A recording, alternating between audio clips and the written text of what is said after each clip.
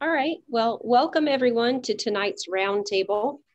My name is Allison Kiesler, and I'm the president of the Raleigh Ringers this year.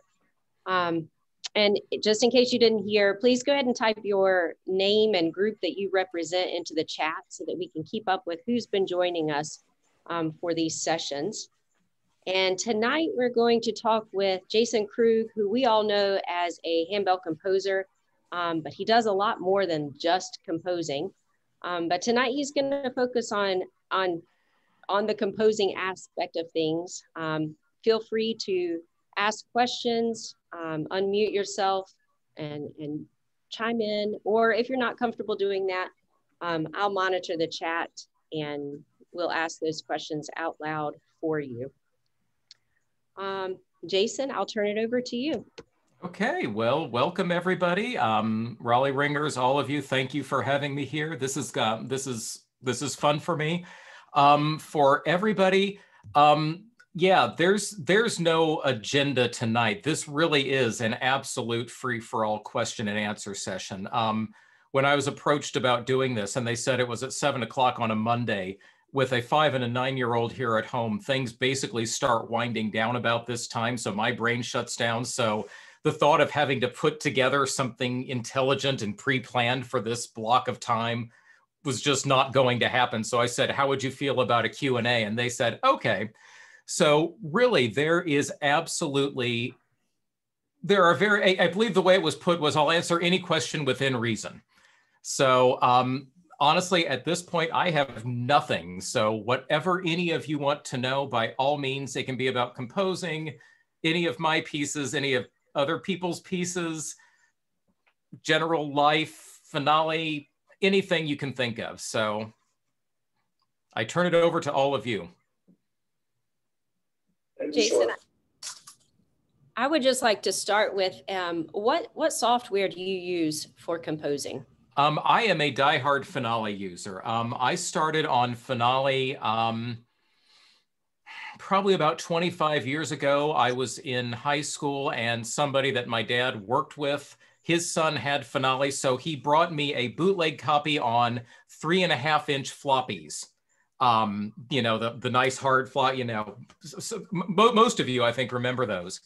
And so I used that and kind of fumbled my way through. And then in college, started seeing some of what it could really do. And at this point, I have put in so many hours on it and I can make it do everything I need to. So while I have absolutely nothing against Sibelius, MuseScore, any of the other programs, but until the program stops working or I die, I'm using Finale, so.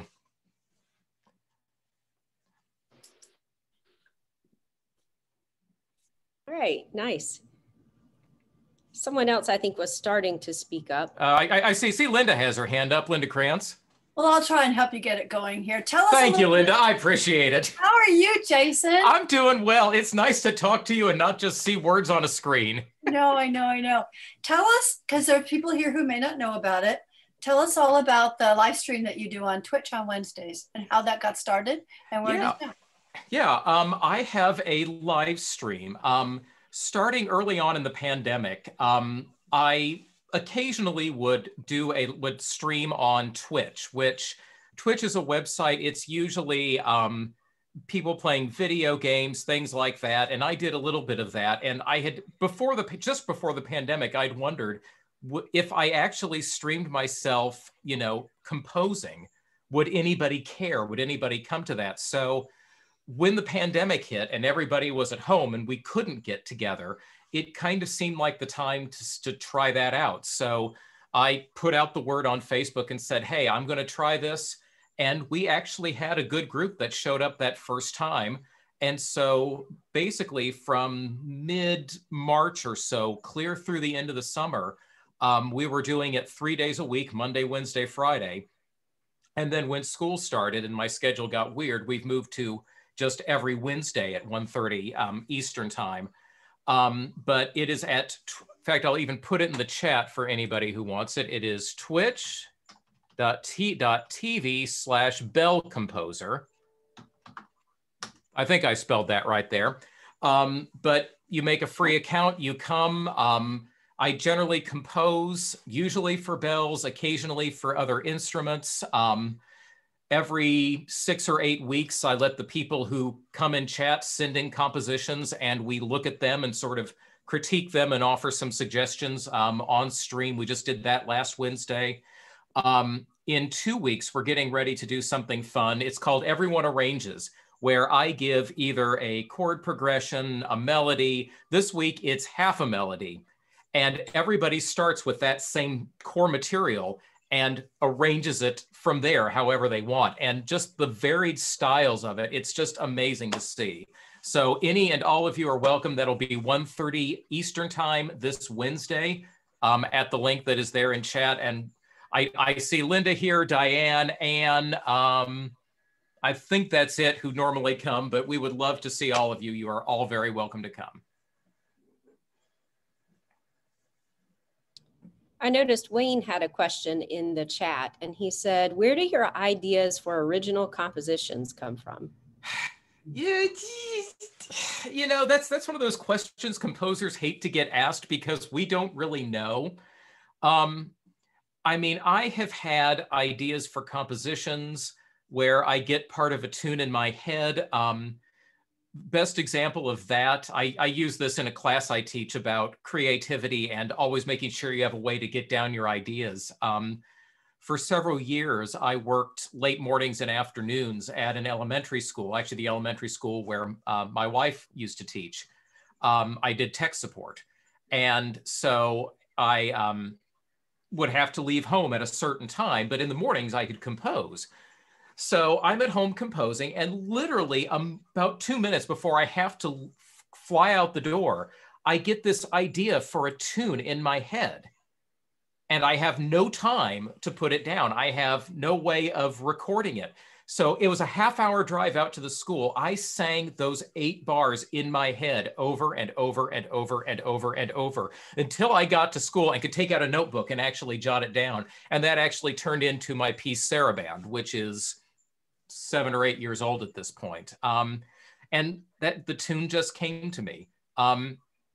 A lot of times it comes from sitting at a keyboard and playing around and just kind of doodling and noodling and seeing what comes. And, you know, maybe it works, you know, maybe it's a good idea, maybe it's not, but, you know, you play with it and see what happens. You know, sometimes I will get like an image. You know, I know for Diane Barnes' group, the Rogue Ringers, I wrote a piece for them, and they wanted it to be all about the Rogue River. And so I just sort of pictured this water trickling down and used that to come up with Down the River. So, I mean, the ideas come from a little bit of everywhere. And the trick, I think, is when you get an idea, just giving it enough time to sort of exist and breathe until you can see, is this a good idea, or is it something that was fun, but now we get to toss that aside and move on to something else? So it comes from a little bit of everywhere. Yeah. What is a bucket list tune to arrange? Oh, geez. I actually got to talk to a high school group the other day. They had done one of my pieces, and for part of it's one of those where you do the concert and then you have to mark time for that last week. And so you have to occupy the kids somehow. So they had me in to talk to the kids, and they asked me this question. I'll be honest, I'm lucky that I'm at the place where, for the most part, if there's a tune that I want to arrange, I generally can arrange it, either because it's public domain or, you know, I know how to go out and get the permission for it. The ones I really want to arrange is basically anything by John Williams. It's hard to see, but this is actually a signed first page of the Star Wars score, signed by John Williams. John Williams is the reason I'm a composer. I mean, I fell in love with the Star Wars score when I was a kid, and I knew that was what I wanted to do. So I would kill, well, maybe not. No, I would kill to arrange basically anything by John Williams. But aside, I know Doug Wagner did a medley 15, 20, I don't know how long ago. And ever since then, from everything I've heard, Bell people cannot get permission to arrange John Williams tunes. So until those go in the public domain, which if it's 75 years after the death and he's still alive, I'll be well into my probably 120s by then. But God willing, at some point it will happen.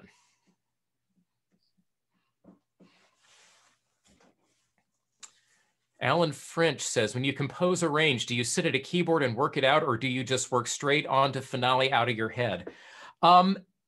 It's actually both. Let me see here.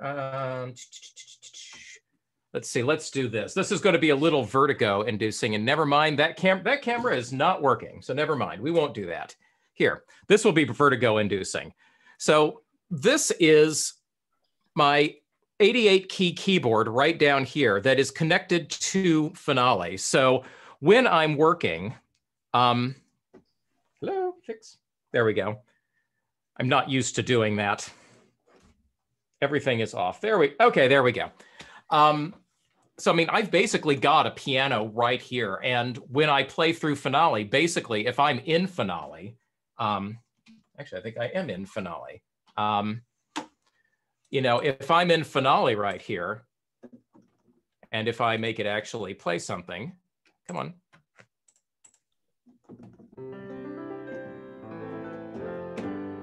But I can play right here. So I can basically be right here at the keyboard playing around. And then as I get an idea, I just go ahead and, you know, click into the measure and actually put the notes down. I am not one of those people who can actually play it live into finale. Legend has it that Mark Hayes can. But I am not that good to where I can play it in live. But again, I can play here at the keyboard, figure out what I want, noodle around with things. And then when I've got a measure or 2 or 6 or 8 or whatever, I sit there and I put it in. And again, if you want to see how I work, I mean, that's basically what my live stream is every Wednesday. I mean, it's basically me here composing, people in chat talking amongst themselves, carrying on conversations, occasionally saying, oh, that sounds nice, or no, I wouldn't do that, or dear God, what are you doing? You know, it varies, but that's basically what the live stream is me just there composing.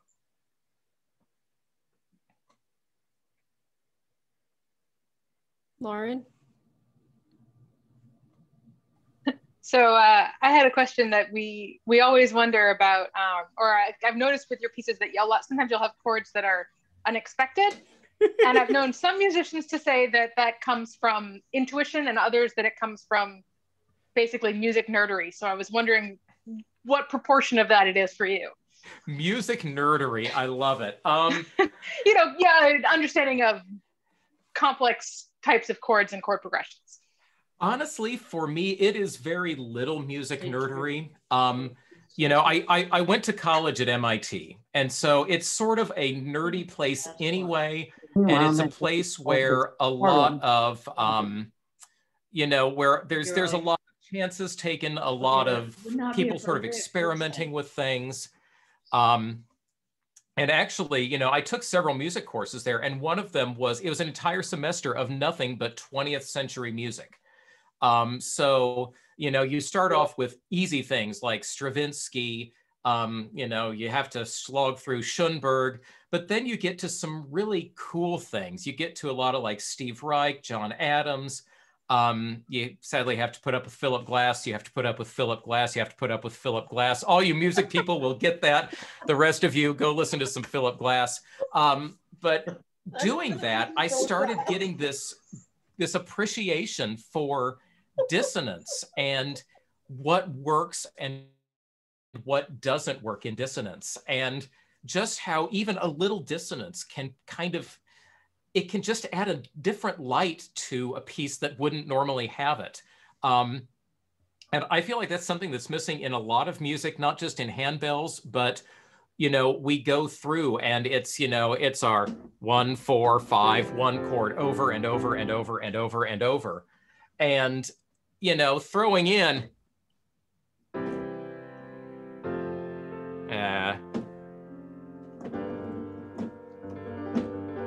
you know, throwing in a major minor thing, or you know, throwing in that flat six, little things like that. It gives a brand new light on what would otherwise be a very boring, mundane chord progression.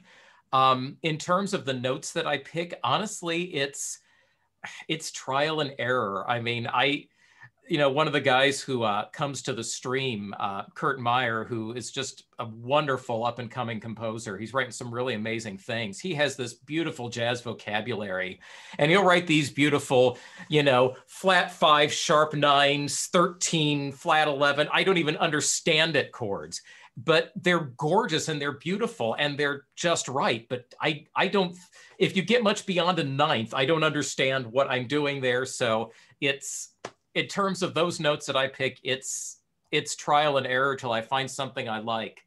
A lot of it, I kind of, there's composers who talk about, I think it was Stravinsky actually, who said that, he would play around at the keyboard and he would hit a mistake and he liked the mistake better than what he intended. And, that's how we find some of them too. One of my favorite mistakes was writing a multi-choir piece for a church in Centerville, Virginia. They had 5 octaves of bells, 5-octave older youth hand chime choir, a kids choir, whatever. And with finale, if you have a measure selected and you accidentally drag it, it will shift everything and repeat it. And there was a measure I accidentally did that to by half a beat. And so it's supposed to be da da da da, 2, 3, 4. And the chime part went ba-da-da-da, and they were off by a beat. And I thought, oh, geez. And then I listened and I thought,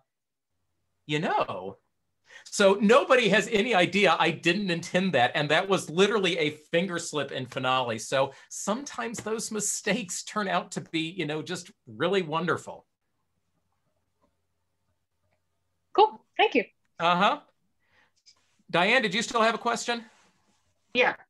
I was wondering if you find more fulfillment composing new pieces for handbells or whatever, or making an arrangement for handbells or whatever other instrument. Is one more fulfilling than the other?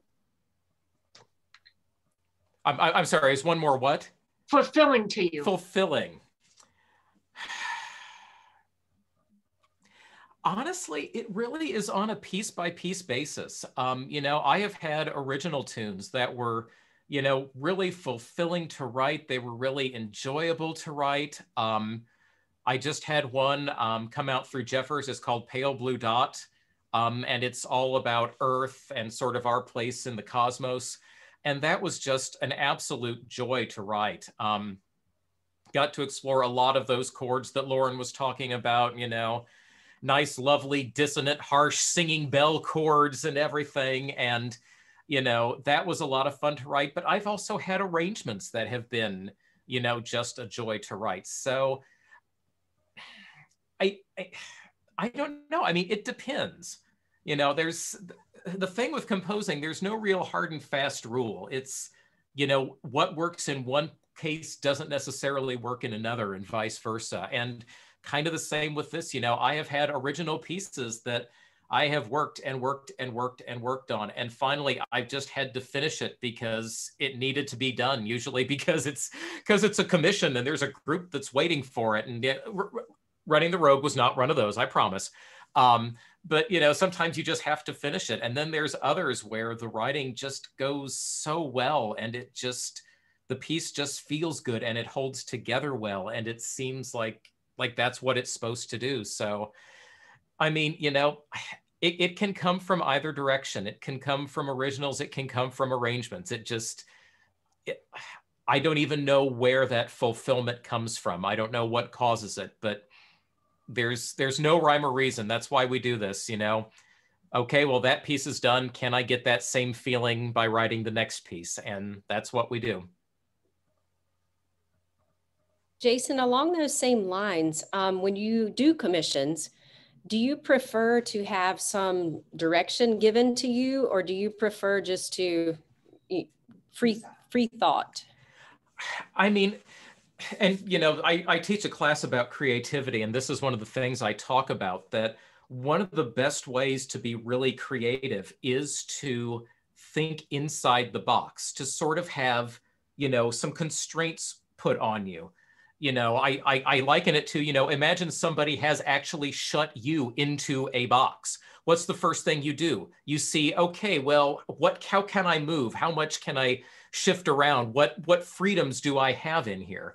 And that's very liberating to see, okay, I can't do this, I can't do this, I can't do this, but I can do this or this or this. So I like it when a group gives me some guidance, either, you know, I mean, it's even something like we have 5 octaves of bells plus a low D flat 2. And, you know, I try to find a way to write a piece that goes from C3 to C8 plus a D flat 2 and no other, you know. So just even a constraint like that helps me start narrowing things down. Beyond that, you know, I like a little bit of an idea, you know, if this is a group that normally plays, you know, very slow melodic musical pieces, and I write them something like an exultate or an allegro con moto that just kind of goes flying along with clangy repeated chords, well, they're probably not going to like it. You know, a lot of times they'll have an idea. One of the best I ever did, I did a commission for Lori Potter of Area 7, I think that's Minnesota. But they have a contract for all their outgoing chairs. They commission a piece, and the outgoing chair gets to say, you know, who they want to write the piece. And Lori chose me. And she actually has on there, here are some of your current pieces I like, and here's what I like about them. And having that tells me, okay, so she wants this and this and this. And that gives me a good place to start. And I don't go down quite so many dead ends.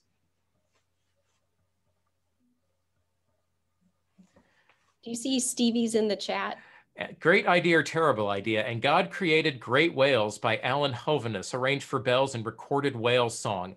That's not a piece I am familiar with, Stevie. So by all means, if you want to try to get the permission and run with it, I say go for it. That's one thing I think we are missing greatly in the handbell world is, you know, transcriptions of a lot of this, you know, orchestral literature. Even, you know, some of the choral literature, there are pieces that would work well. I know there's a lot of, you know, organ transcriptions. I know Raleigh Ringers, I know you play, I can't remember which Bach piece it is, but it's one of those that goes flying through with 30-second notes and is just astounding to watch. And, you know, there are some pieces like that, but I feel like there's a lot of that type of music, a lot of that world that could really be pulled over to handbells just to, you know, part of our problem in handbells is we're really not mainstream yet. You have the choral world, you have the orchestral world, and then somewhere hiding back in the corner, you have the handbell world.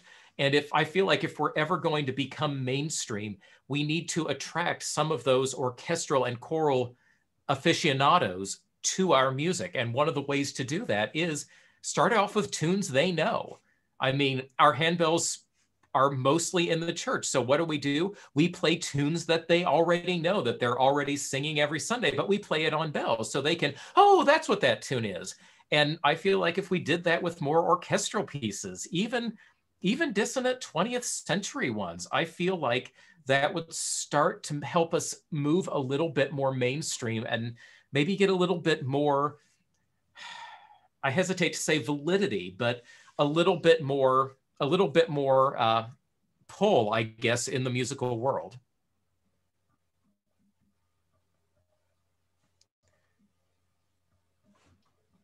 Seem to be a lot of those classical transcriptions about 35 years ago. I won't tell you what I knew about handbells 35 years ago, Diane. I will take your word for it, though.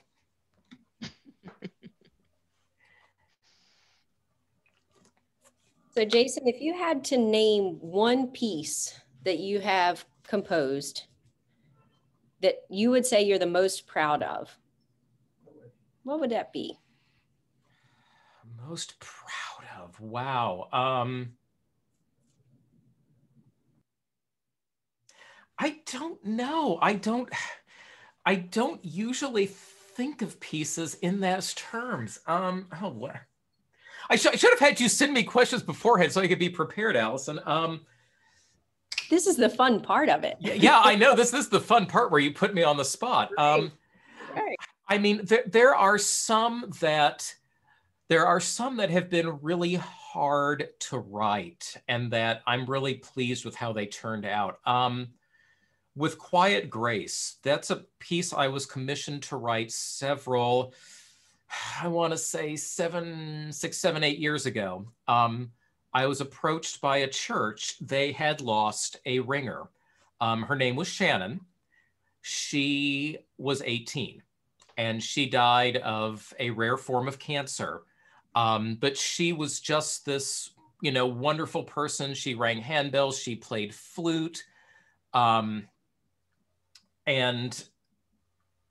just this amazing person. And they sent me to help me write this piece. They sent me things from her memorial service. They sent letters that her cousin had written to her before she passed, when she knew she was, going to die, and her cousin's writing, and just all this. And oh my Lord, just reading that. And I mean, that was so hard to read. And so I wrote this piece that was for bells. It starts off with AB5, which are the bells Shannon played. And she also was a flautist, so it starts off with an optional flute.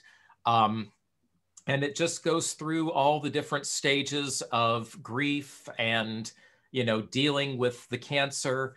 And then it finally ends on this hopeful note. And after it was premiered, I got a letter from Shannon's parents saying how much they enjoyed the piece and how much it meant to them. And I got to say, as a composer, there's really not much higher compliment someone can pay you than that. So if I had to pick one, that would probably be it.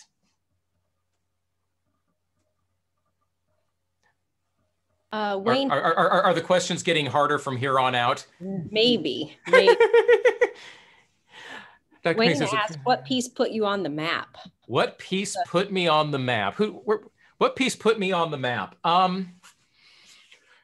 I sort of got put on two maps. The first one, honestly, was probably my first piece, Ilene. Wrote it, my wife and I, we got married. You get to hear some history now. So I figure the longer I talk about this, the fewer hard questions I can get. My wife and I got married in 2000.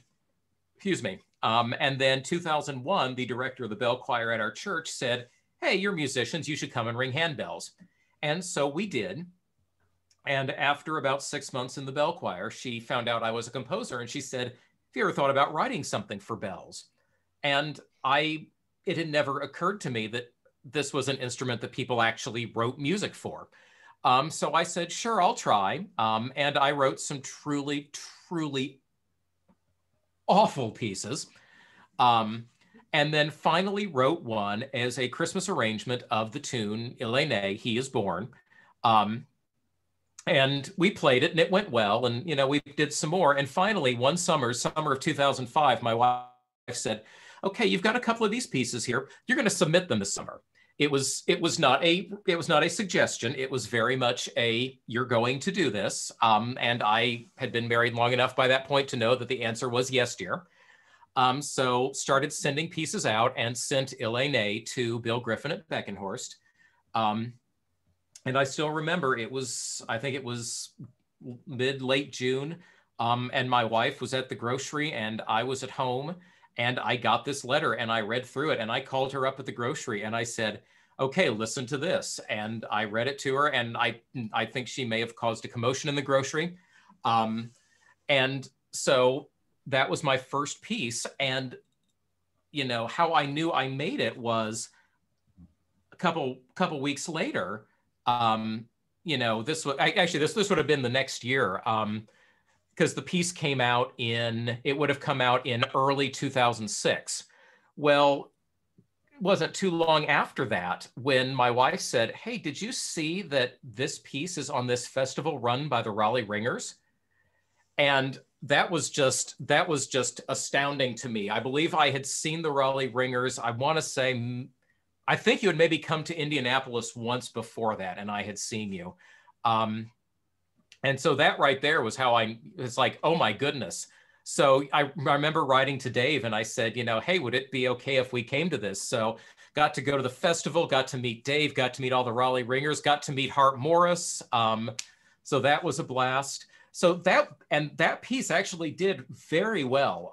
It's still one of my better, one of my better selling pieces.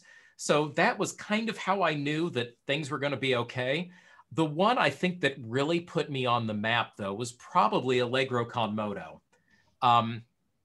The whole reason that was another one I wrote for the group at church, and I didn't know what to call it, so I asked my bell ringers, and they eventually voted on Jubilation, because, we don't have enough pieces in the handbell world that have things that sound like bell puns.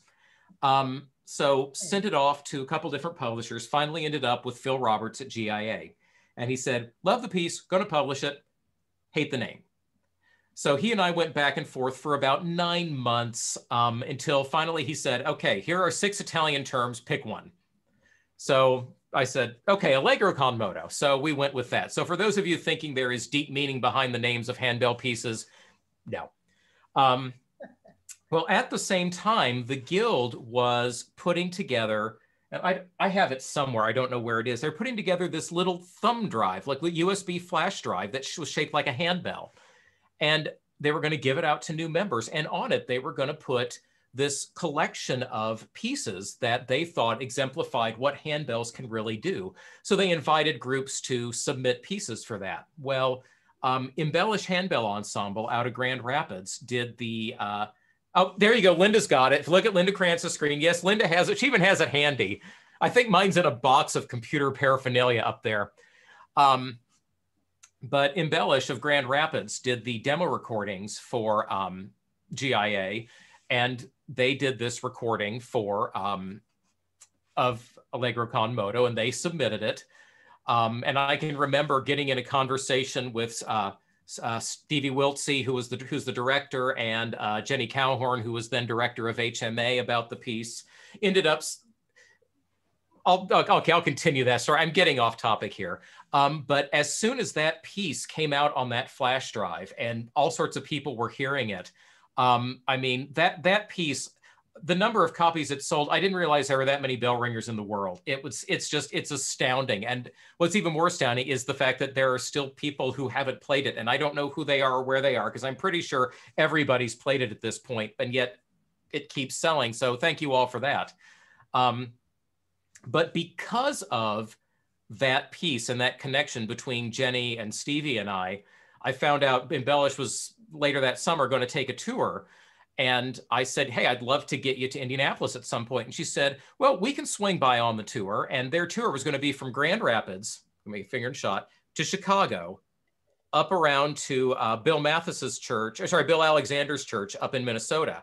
And somehow they were going to try to convince me that Indianapolis was on the way, but they swung down, and I said, okay, how much will it cost? And we went back and forth. I said, okay, would you settle for $500 and a commission? So I sort of sold my soul and wrote them a commission that just happened to be Exultate. So I got to hear one of the first performances of that when they came to my church, and Exultate has likewise done very, very well. So, and now I'm going to stop talking and let someone else ask a question. Ruth Brown has asked in the chat, do you ever get to play or perform any of your pieces? I do every so often, not terribly frequently. I don't have a group that I ring with regularly. Occasionally I get to sub in and ring. More often I get to conduct my pieces when I'm doing them like at a festival or something like that. I am going to get to start playing my own music here soon. I'm actually really excited. Any day now, I'm expecting an email from Schulmerich telling me that my 2 octaves of bells are on the way. So I will actually be a bell owner here in a couple of weeks. So I'm really thrilled about that. So at that point, I'll get to start, recording some of my own pieces and things like that. So.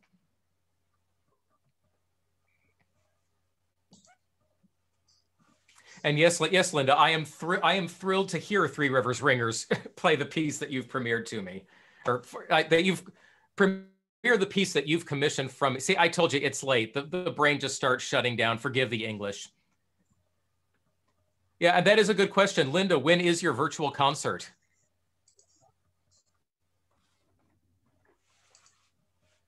Well, we're recording the piece on Friday night, June the 4th. We're supposed to record next Sunday, but we weren't quite ready yet to do that. So we're recording on June the 4th. It'll be a special presentation as part of our virtual concert, which is pieces from past concerts, obviously.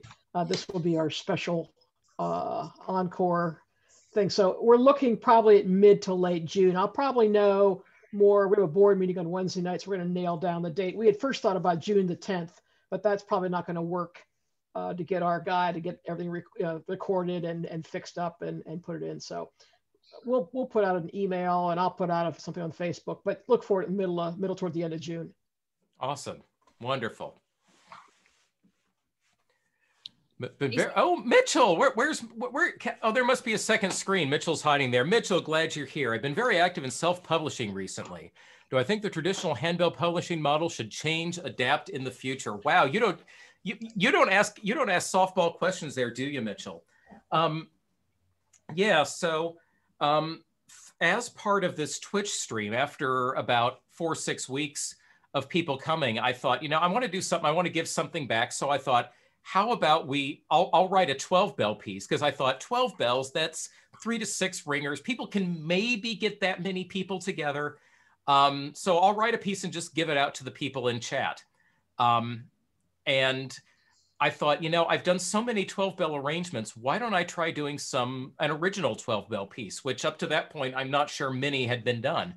So I wrote a piece and gave it out to the members of chat. And then one of them took and used like the a cappella app and whatever, and, recorded all the parts of it and put it up on Facebook. And then all of a sudden I had somebody write and say, hey, where can I buy a copy of that? And that kind of got the wheels turning in my head. So during the pandemic, I accidentally started a publishing company. So I now run Grassy Meadow Music. You can find it at grassymeadowmusic.com. Primarily 8-bell and 12-bell music, also a lot of handbell solos. Starting to put out some 2 to 3, 3 to 5 octave pieces, got some piano collections. But so far that has been doing really well for me. In terms of, do I think the traditional handbell publishing model should change/adapt? I think it's going to have to. Now, I will say, I don't know of the experience of most people with self-publishing. I am very fortunate that when I started self-publishing, I had been traditionally published for 10 or 11 years. Most people in the handbell world already knew my name. So when I go on Facebook and I say, hey, I am self-publishing these pieces, they already have some idea of the sort of music they're going to get from Jason Krug. Whereas somebody who maybe has 2 or 3 pieces or has no traditionally published pieces and goes to do that, well, they're a bit more of an unknown commodity. So, I mean, I am absolutely cognizant of the fact that the reason it's going so well for me is because I was traditionally published for so many years. And indeed, I'm not going to abandon that anytime. I mean, what the traditional publishers have is they have a track record, they have reach, they have a great marketing system. That's something I completely am fumbling my way through as a self-published composer. How to get the word out there. I think traditional publishers still have a very valid place in music. Do I think it will change?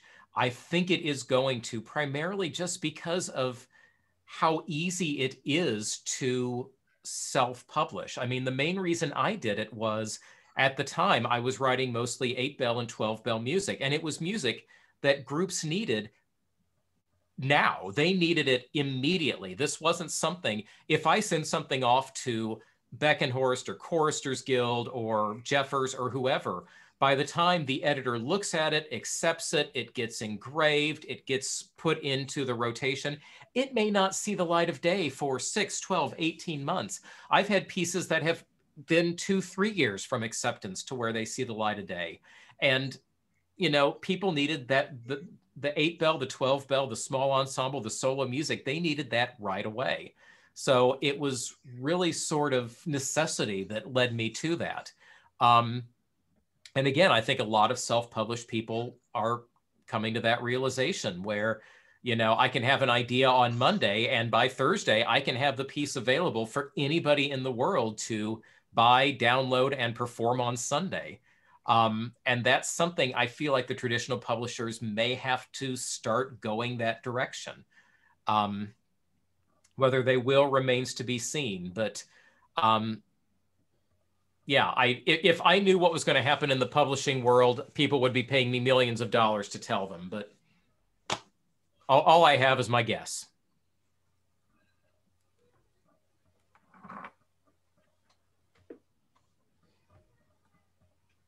Any other questions?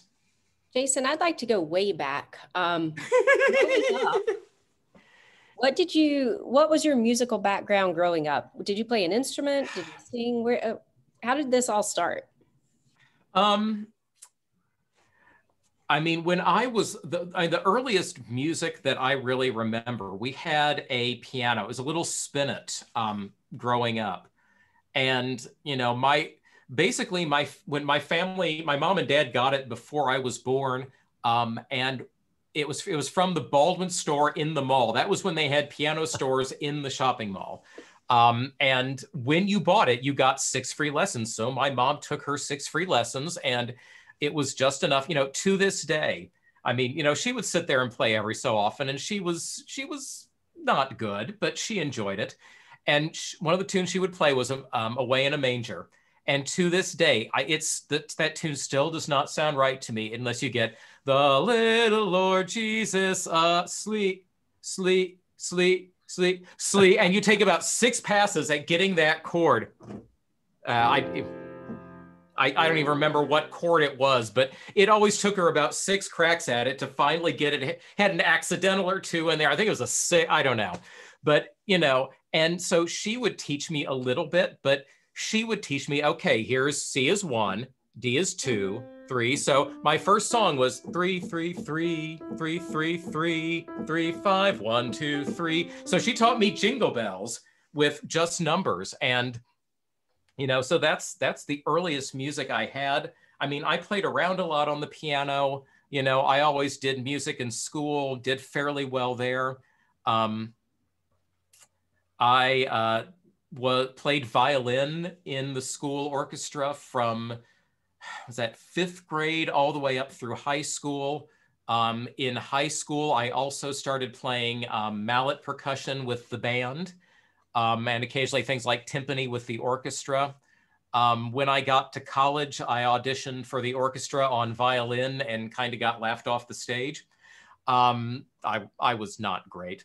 So when they needed extra percussionists in the late spring of my freshman year, because they were doing Beethoven's 9th, I managed to kind of get a backdoor into the orchestra that way, playing timpani.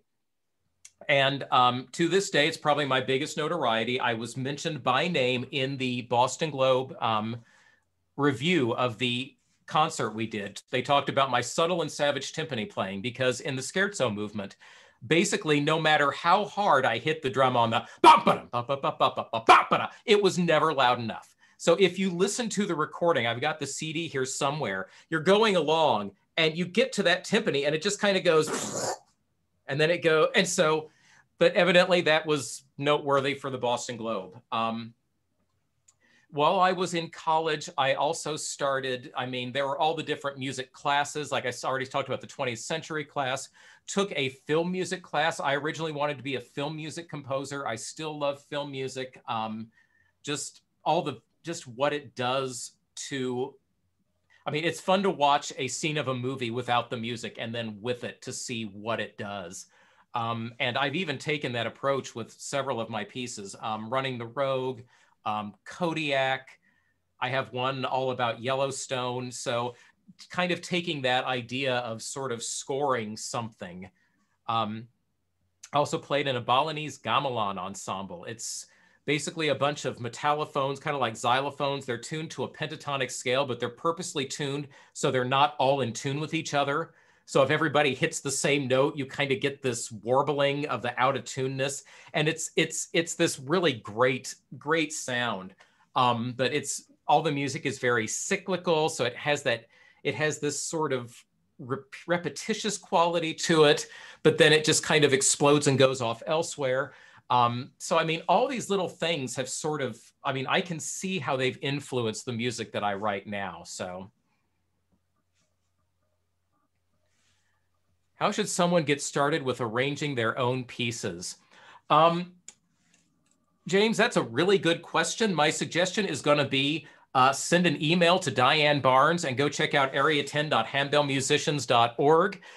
They are doing a virtual event here late June, and they have asked somebody who may or may not be here today and talking to you right now to teach a class all about how to start composing and arranging for handbells. I mean, if the first thing, very quickly, the first thing is study some music theory. Know how to get a 1, 4, 5, 1 chord.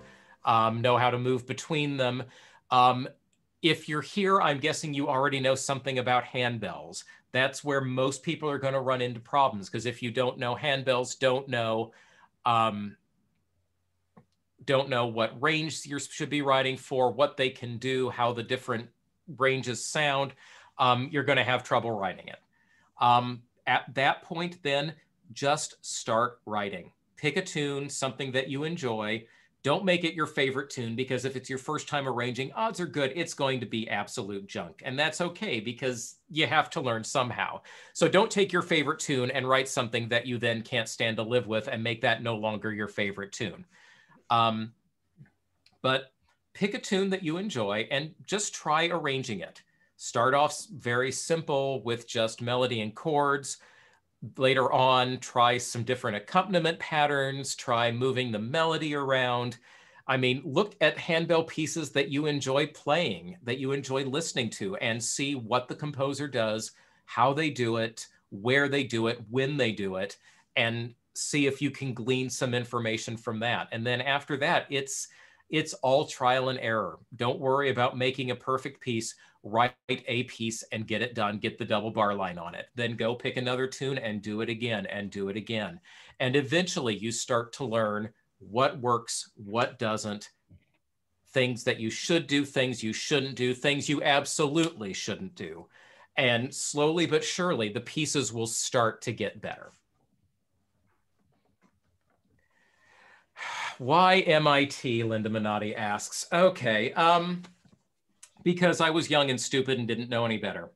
I was valedictorian of my high school, and about 3 years before I went through the high school, there was a kid who everyone compared me to, who went to MIT and graduated in 3 years, and he was really good at math and science, and I was really good at math and science, and they saw a lot of parallels, so they said, hey, you should go to MIT. And so I thought, okay, I'll go to MIT.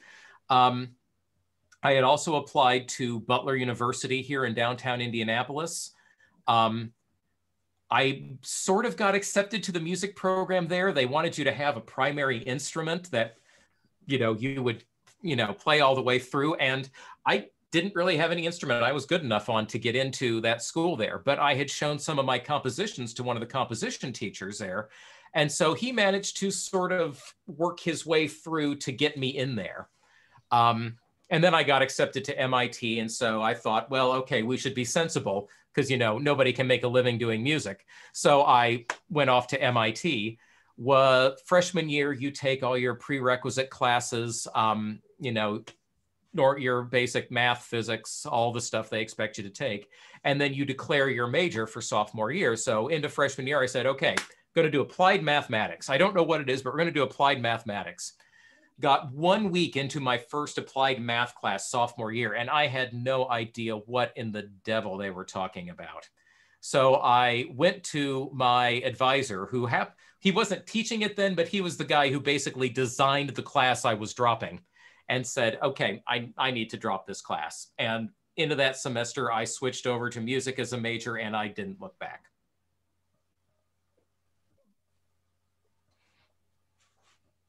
Have I ever gotten a commission request and said, oh no, no. Why do I feel like one is forthcoming from you, Stevie, with a question like that? I don't know if I've ever quite had one that I have said no to like that. I mean, there have been some, you can kind of tell by how they approach you, whether this is serious or, you know, the ones I love are where it feels like they're doing speed dating, where they say, hey, we're writing to you and 6 other composers to see who will give us the best price on this commission. And it kind of sounds like they're used car shopping instead of actually saying, okay, I like the style of music this person writes. I'd like a piece written for us in that style. So far, I don't think I've had one that I've said, oh, no. I've heard about them. I've heard from other composers of ones, and they didn't say, oh, no. And later on, they really wished they had. So I won't share any stories, but yeah, those stories are out there.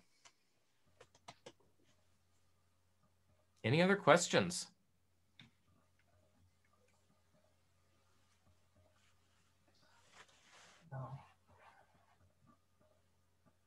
I hear someone.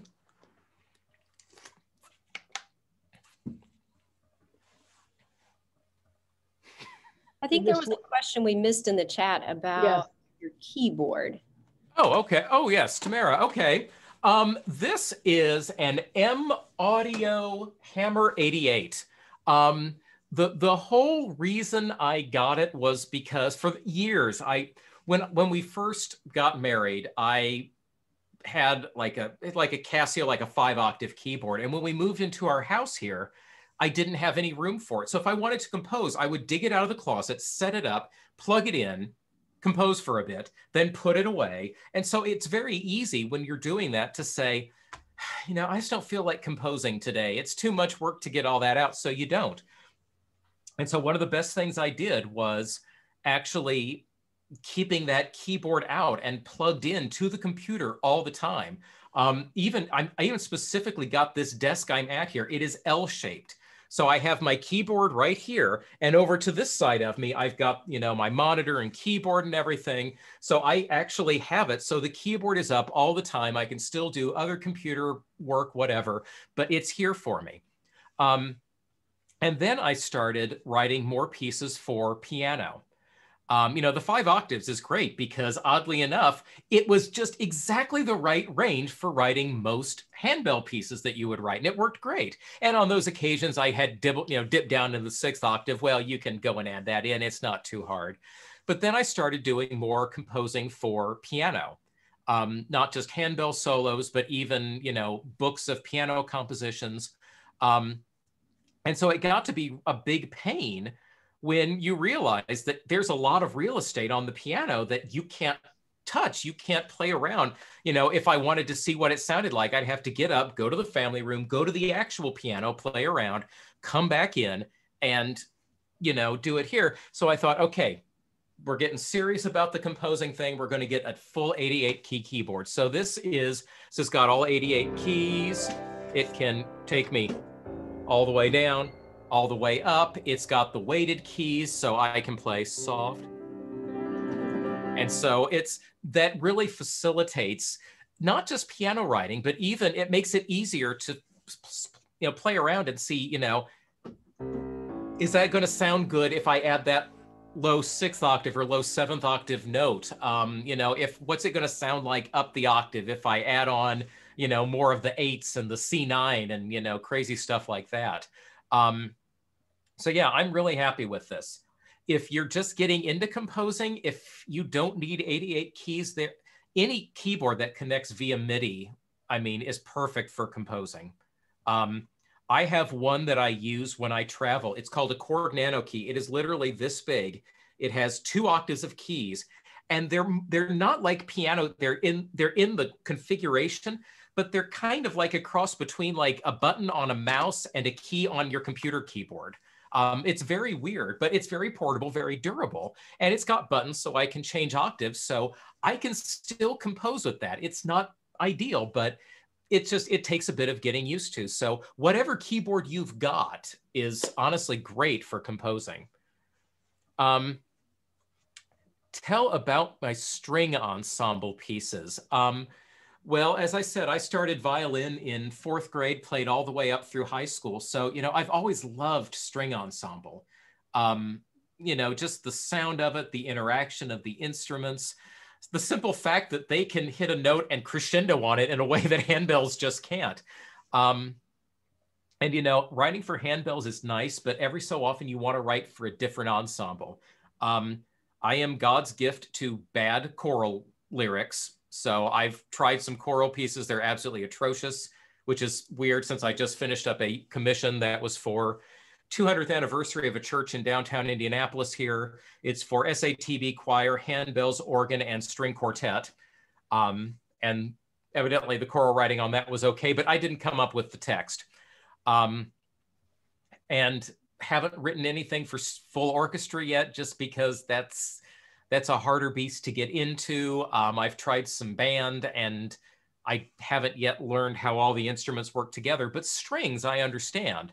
So that's a nice outlet for me to write some different music, to even to arrange some tunes I've already done once or twice or thrice on handbells. I can do it again for string orchestra, and it's kind of new. I'm even using that a little bit to try to get handbells into the mainstream. I'm good friends with Michael Joy, and got his permission from Jeffers to arrange his Dorian Dance for strings. So there is a string orchestra arrangement of Dorian Dance, completely, for anybody who wants to try, no one's done it yet, it is completely compatible with the handbell version, D minor, actually D Dorian, same everything. And that has actually done really well. String players seem to enjoy it. It works well. So trying to get handbells more into the mainstream. What non-handbell instruments would I like to write for more in the future? Lately, I've been itching to write for full orchestra. I'm actually, for those of you coming on Wednesday, I'm actually tempted to start writing something full orchestra on stream. So we'll see if I'm still feeling crazy come Wednesday at 1:30. You know, I kind of want to write more solo stuff. You know, I've been doing a lot of handbell solo, a lot of small ensemble for, you know, 8-bell, 12-bell. I'd like to do more like solo violin and piano. Probably will be doing some of that soon. But basically, if I get the urge to write for a group, I try it and see how it goes.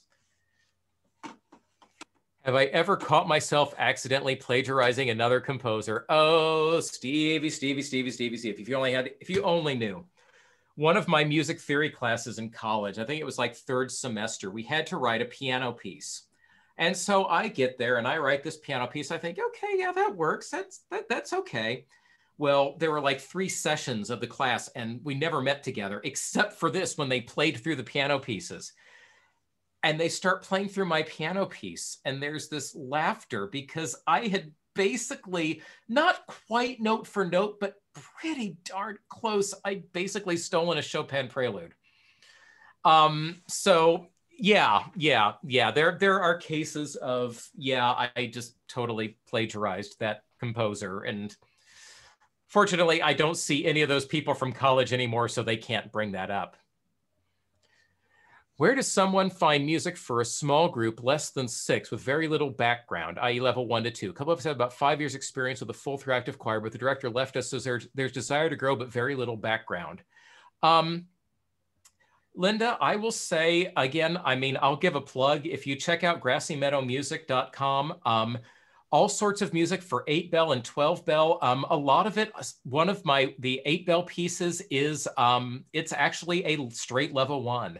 I have some 12-bell pieces that are going to be coming out here in basically as soon as I get my handbells in and can record demos, that are like level 1 minus, or like 1+, 2-. So those pieces are out there. Plus, most of my 8 and 12 bell pieces also have optional piano accompaniment.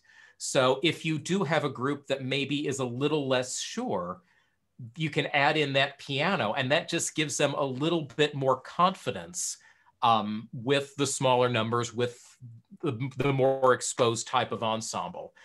Beyond that, check out Larry Sue's, I cannot ever remember how to spell his website, Courageous, Choreageus. I think I have an extra E in there, but he has got a ton of 8-bell music, and I know he's got all levels in there. So if you look, it is out there.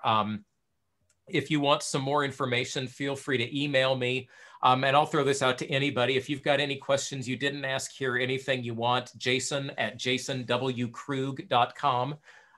Always happy to get emails, and I may not have great answers, but I will give you whatever answer I have.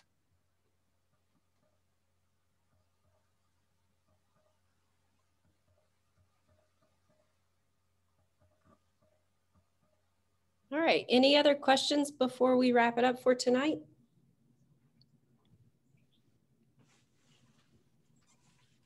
All right, well, Jason, we really do appreciate you just sharing with us. It's sometimes good just to sit and, learn more about people and why they do what they do. So we really appreciate you being here. Thanks to everyone for joining us tonight. And if you didn't put it in the chat, let us know where you're from. And then we will see you guys in a couple of weeks for our next roundtable. All right. Thanks again, Jason. Thanks so much. Thanks for letting me be here. All right. Have a great evening.